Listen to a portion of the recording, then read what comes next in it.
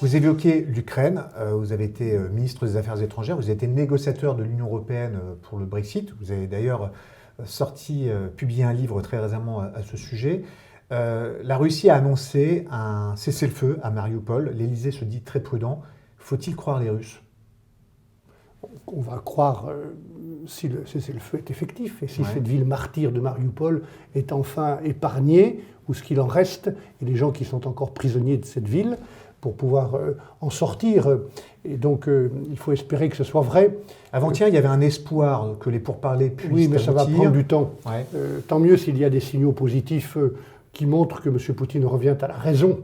Et la raison, c'est le plus vite possible d'établir un cessez-le-feu, qui est la condition pour commencer de vraies négociations et peut-être mettre en œuvre cette idée, d'ailleurs que Valérie Pécresse a proposé l'une des toutes premières au mois de janvier dans un article du Monde, cette idée d'une conférence européenne ou pan-européenne sur la sécurité et l'architecture de sécurité sur notre continent, où tout le monde soit là, tout le monde doit être présent, on parle de tous les sujets, y compris d'ailleurs de sujets qui sont importants pour la Russie, comme la non-adhésion de l'Ukraine à l'OTAN, la sécurité, l'intégrité territoriale de tous les pays, la protection dont chaque pays européen a besoin, et puis enfin les conditions de la stabilité avec de nouvelles institutions qui garantissent un nouveau traité, notamment un Conseil de sécurité en Europe.